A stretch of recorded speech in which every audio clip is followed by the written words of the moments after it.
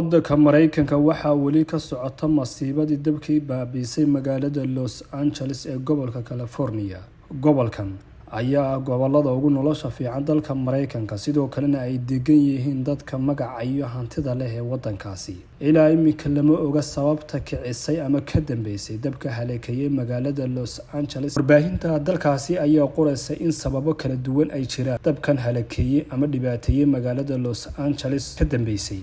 Ta koobaad waxa ay ku sheegeen in nin darbi jiif ahaa oo dhimbiil dab uu ku dhejiyay meel caws ah ay sababtay dabkan, laakiin waxay u muuqataa inay meelna u saari waayeen sababta dabkan ee ay tahay masiibo ka timi xagga Ilaahay, isla markaasina awood ka badan tan Mareykanka ay meesha timi. Sababaha kale ay qorayaan warbaahinta dalka Mareykanka ee ka dambeysay dabkan ayay u arkaan inuu yahay shimbirka coomadaha, kaas oo ay sheegeen inuu qoryo dab ah ku dhejiyay meelo ka mid ah kaymaha magaalada Los Angeles ee gobolka California.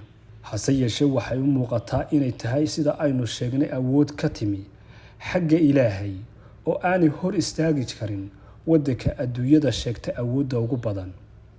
Ilaa imika dabkan waxaa la xaqiijiyay inay ku nafwaayeen 24 qof, lamana tirin karo hantida iyo guryaha ku baaba'ay.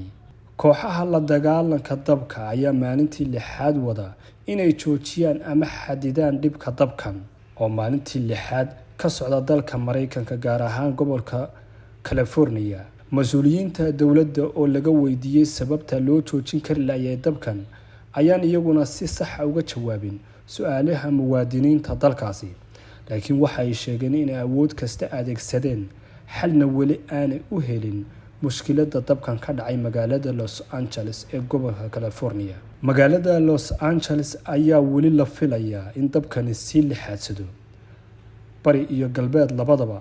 Sidoo kalena khubarada deegaanka ayaa sheegaysa arrintaasi. Dabkan oo maanta oo Isniina maalintiisii 7aad galay ayaa la filayaa inaan xal loo helin maalmaha soo socda. Sababtuna waxa weeye iyaga oo weli gubanaya goobo ka tirsan galbeedka iyo bariga magaalada Los Angeles ee gobolka California, kaas oo ay weli ka dhacayaan dabaylo xoog leh oo si laba kicin kara mushkiladda dabkan haleekayay magaalada Los Angeles ee gobolka California.